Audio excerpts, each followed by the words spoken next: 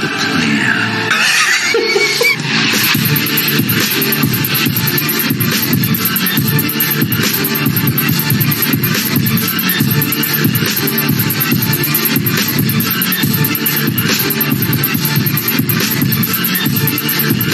People don't like you if you're being yourself.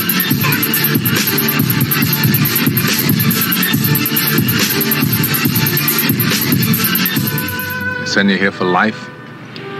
That's exactly what they take.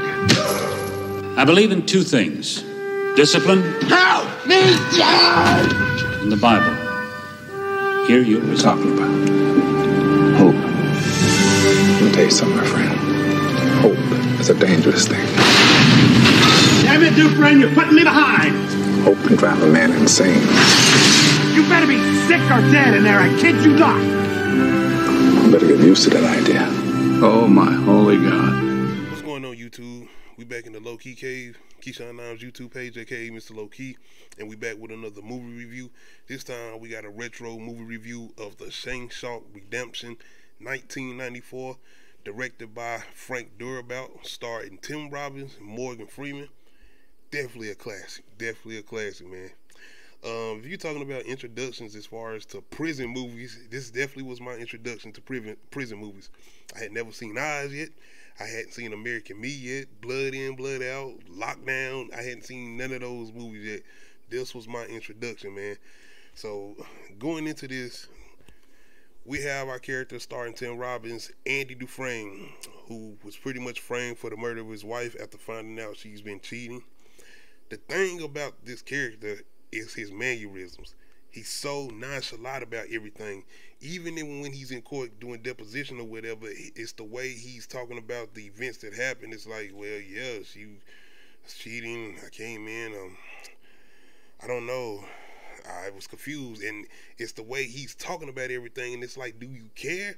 Like, what's going on? And even when he's pretty much found guilty and being sent to prison, it's the way he's acting even when he gets to prison, and how he's pretty much just giving off kind of this, I ain't gonna even call it the attitude, but just the way he's being looked at as, like, uppity, almost. Like, it is what it is. It's gonna be okay.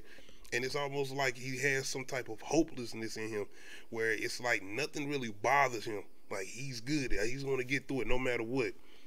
So watching the relationship develop between him and Morgan Freeman's character Red definitely was some of the standout moments in the movie, man. Shout out to Morgan Freeman and the damn narration, man. Even in like real drastic moments, bro.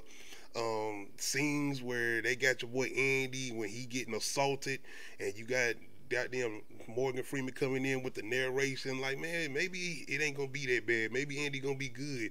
But that's one of the things too that's interesting about the Shawshank Redemption, as far as them not shying away from shit that happens in prison, as far as, you know, people getting assaulted, if you know what I'm saying. Cause yeah, and this shit wasn't like, no, it happened one time and then it go away. No, they was showing like what Andy was going through pretty much the first time of him getting there, like the first couple of years, I think the first two, where he was being assaulted. But he was still kind of having this nonchalant attitude about everything, like it was gonna be all right or whatever. But really, man, showing some of these other sadistic characters, evil niggas, man. Outside of, you know, the main dude who was pretty much assaulting Andy, the warden and the warden's henchman, bro. Like, at first, him coming off kind of like, maybe he kind of good, maybe he nice, maybe he ain't that bad or whatever. Even him using the Bible for his manipulation as far as the warden. But then you really finding out that this nigga's evil. Like, he is on demon time. And the shit that he says to Andy when he ends up throwing him in the hole because of Andy mentioning that money and shit, and him telling him he'll throw him down there where he can pretty much be assaulted on a daily basis, and what he'll do, like, it was just so crazy. But the performances, man, that's one of the things, man. Like, it made you want to hate some of these characters. But the side characters too, man, and the supporting characters. One of my favorite scenes, as far as Andy doing the whole thing on the roof, as far as getting them jobs and getting them beers, when he starts to pretty much tell the COs or whatever about taxes or whatever, and him starting to help out the people with their taxes as far as the CEOs, and then even him helping out the baseball teams or whatever, but showing just how smart this character actually is, and once again still showing that kind of like hopelessness attitude about him, and the fact that he got this demeanor about him that's like, it's gonna be good, like I'm good, like I'm not worrying about how many years I got, I'm not worrying about the fact that I'm in prison for murdering my cheating wife, and all of that he's still dealing with, and the fact that he is being assaulted, and he's still going about his day like it's gonna be all good. But once again, it's really the chemistry between him and Fred, as far as Tim Robbins and Morgan Freeman, man. That chemistry and that friendship, bro, that's really the driving forces behind the movie. And once again, even them going through the whole thing with the prison system, somewhat just showing how people are institutionalized. And one particular character that ends up getting out on probation after serving 50 years, and showing the fact that he doesn't know how to go about as far as society and how to live outside of prison, being that he felt like he was somebody, actual somebody in prison, but being outside, it's like this thing, he's a child, like he don't know what to do. And the fact that it's so just crazy on the outside for him that he ends up committing suicide. So the fact that they touch on a lot of those moments, and this is like older times as far as prison or whatever, those was a lot of emotional moments or whatever. This movie is dark. Like, this shit gets dark. And like I said, dealing with these villain ass characters that you end up dealing with, the movie gets real dark, man. But I love the fact that, once again, me going into this, not watching no trailers or anything, just going into it blindly or whatever, the whole setup, and them kind of hinting towards Andy kind of getting to that point of, is he giving up? Because he gets to this point where him and the warden kind of go at it, and like I said, the warden throw him into the hole for, like, if I'm not mistaken, like 2 months or 4 months. It was something like that. But he in there for a while. But once he gets out, it's kind of like this attitude he got where he was always giving this demeanor like he was good, like it's gonna be all right. But now he kind of giving this demeanor like he done gave up, and it's kind of this worry, is he going to be like on this suicide tip or whatever. But once we get to the whole day after, where people are kind of feeling like Andy done gave up, is he going to end up killing himself or whatever? And we get to the scene where they are doing the count, and he not in his cell, and the nigga done disappeared. I was thinking, are we getting into like some supernatural shit? Like, is something going on with him where he made a deal with, not the devil, but like an angel? Like, I don't know, man, what type of supernatural shit is going on? But once the whole thing is revealed, of the picture he actually had up, and the fact that he been digging for years, he just been digging, and the whole thing of them going through the flashback of showing how he made it out and what he did, like, oh man, once again, man, it was just, if you talking about just a whole thing with a prison movie, and then a whole thing with the escape plan and all of that, nigga, I don't watch Prison Break. Like, this was the one, this was it, man.